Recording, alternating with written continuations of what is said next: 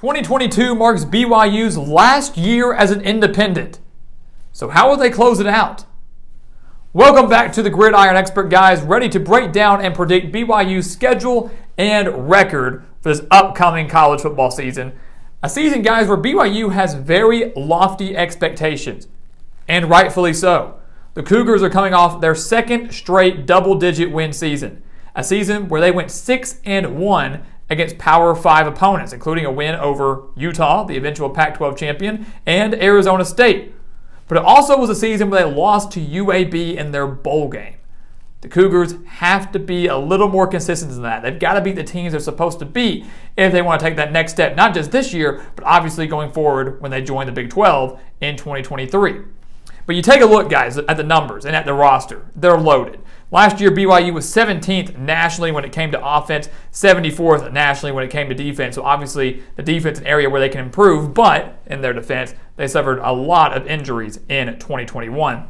Offensively, guys, Jaron Hall could be one of the better quarterbacks within the country if he can stay healthy. He's got a great wide receiver in Gunnar Romney to throw to. He's got a great new running back in Christopher Brooks from California that's going to replace the void left by Tyler Algier. And this BYU offense, guys, has a chance to take off significantly, maybe even be better than 17th in the country like they were last year. Defensively, a lot of guys returned too. 8 starters back. And again, like we said, they were hit with injuries a lot last year. That's a major reason for their poor numbers. But the linebacking core is back, fully loaded, should be fully healthy, and BYU should see a significant improvement on that side of the ball. One that could see them capture their third straight double-digit win season. When we take a look at their schedule, guys, it is a little bit more difficult than it has been in years past. A lot of Power 5 opponents on there. You've got Baylor, you've got Oregon, Notre Dame, Arkansas, Stanford. A lot of Power 5, the big independent Notre Dame. A lot tougher, I would say, than last year, maybe the year before that. We take a look, though. We think they open up the year against USF. Should beat the year with a win over South Florida. Shouldn't be an issue there. 1-0 for the Cougars. First big test comes in week 2 against Baylor. And last year, BYU lost to Baylor in Waco 38-24. But things obviously have changed for both teams. Baylor has lost a lot of key people. Their quarterback, Blake Shapen, is back, yes, taking over for Gary Bohannon, but they need a lot of help at the wide receiver position. They need a lot of help at the running back position. And they've got a few questions in the secondary as well. I don't think these offensive struggles that Baylor could have are going to be resolved in time for this road game against BYU. I don't think they're going to be resolved by week 2. Take some time to fill those voids. Take some time to build that chemistry. Baylor's not going to be able to do that in 1 week, especially not now having to go to Provo, which I don't care who anybody says, it's a pretty dang difficult place to play. I think BYU gets revenge over Baylor here. I think it's close, not going to be decided by 14 points like it was last year, but I think they're able to take care of Baylor as the Bears still try to figure out their offensive struggles. They then go on the road to Oregon, and that's another huge test. Another game where home field advantage is probably going to play a pretty key role. Oregon and BYU, when you're looking at it on paper, are pretty even. Both teams are very loaded up front in the trenches, although Oregon, to me, owns that edge on the offensive line and the defensive line. Both teams have a very stout defense.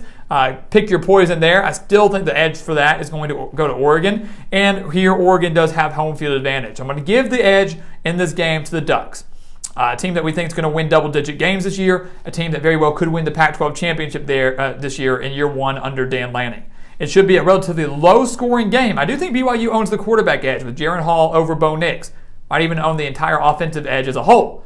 But with home field advantage, winning the line of scrimmage, battle of the line of scrimmage, and owning the defensive edge, I'm going to go with the Ducks in what should be a close one against the Cougars. After that, 2-1 for BYU, not bad by any means. They beat Wyoming, shouldn't be an issue there. And we do think they take down Utah State. That's a game that BYU cannot afford to overlook. The Aggies, the reigning Mountain West Conference champions, won 11 games last year in year 1 under Blake Anderson, are going to be very good offensively, again, with Logan Bonner returning at quarterback. But defensively, for Utah State, they need improvement. And similar to what we just said about Baylor, Utah State loses a lot of their offensive firepower. They do return their quarterback, but they lose a lot of players at the skill positions. And that's something that's going to benefit BYU's defense here, in addition, of course, to having this game at home. So BYU does beat Utah State, and then they head into the October 8th game against Notre Dame in Las Vegas. This is going to be a fun one. This is going to be a fun one. Two great teams, potential top 15 matchup here in Sin City. It's going to be awesome, right? The atmosphere, the environment couldn't be any better. This game reminds me a little bit of the Oregon game, right? Notre Dame's offensive line and defensive line are extremely strong, just like BYU's. These two teams going up against each other in the trenches at the line of scrimmage are going to be pretty even. But similar to that Oregon game, I'm going to give the edge, especially defensively, to Notre Dame. Marcus Freeman, the defensive-minded coach, loaded defensive line with Isaiah Foskey up there. You've got Brandon Joseph in the secondary replacing Kyle Hamilton. But similar to Oregon, BYU owns the offensive edge. And that's going to be an issue that BYU runs into here. They got the offensive edge, but will they be able to move the ball with that offensive edge against some of these elite defenses? Against Notre Dame in Las Vegas, I don't think they will.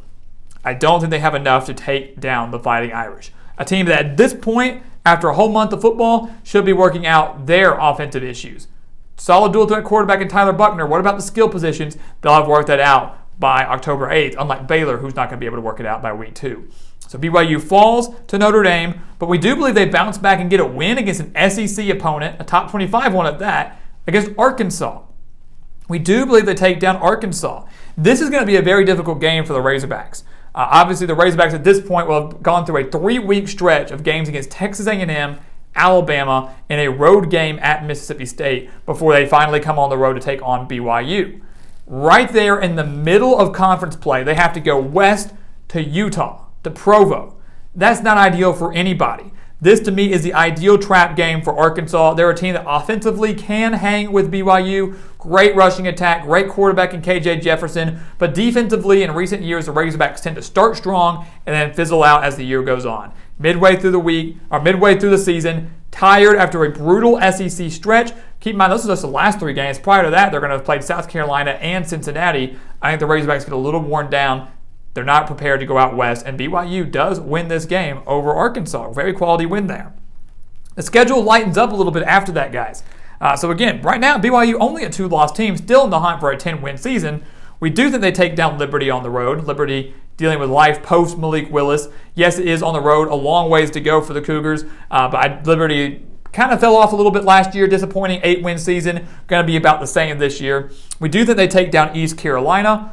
East Carolina should challenge this BYU secondary. Holden Ahlers is a very, very solid and capable quarterback. The Pirates finally reaching bowl eligibility last year, but weren't unable to play in that bowl game due to COVID and many other reasons. But we do think they take down the Pirates in Provo, but we do think they fall to Boise State on the Smurf turf. This is probably the game that I'm sure BYU fans are going to hate me for, right? But we're using a little bit of logic here. All right. BYU lost to Boise State last year in Provo as a top 10 team. They lost to the Broncos 26-17. A major reason for that was Boise State's defense. Boise State's defense was phenomenal in that game. They were phenomenal. And the same Boise State defense now returns 9 starters and gets to host this game on the Smurf turf in early November. Boise is not an easy place to play. Not at all. And I believe this Boise State defense can shut down BYU once again. In addition to that, Boise State does return their star and veteran quarterback in Hank Bachmeier, so they're not completely lost and devoid of talent offensively. The Broncos can hang. If they can win in Provo last year with a mediocre team, they can now win at home with a team that should be a little bit better and once again is loaded defensively. So give me the edge to the Broncos here on the road there, especially when you consider BYU's now played 10 straight games without a week of rest. So similar to that logic we used with Arkansas, the Cougars could be getting a little worn down, tired. Now they got to go to a road game they just don't want to do, and Boise State gets the win. So third loss there now for BYU. Coming out of their late bye before Utah Tech, horrible place for a bye week. They crush Utah Tech, and then we believe they do beat Stanford in the season finale. Yes, it might be senior day for the Cardinal, but Stanford had a horrible defense last year. They're going to be horrible again. Last in the Pac-12 in scoring, rushing, and total defense. We don't see it improving much in 2022, which means with that win, BYU is going to finish the year at 9-3.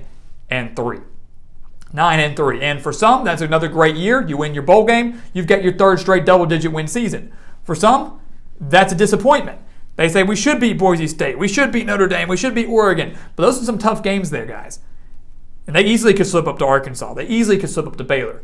9-3 could be generous because it could be a lot worse. The talent is there for Kalani Sitake and the Cougars to have one last great year as an independent.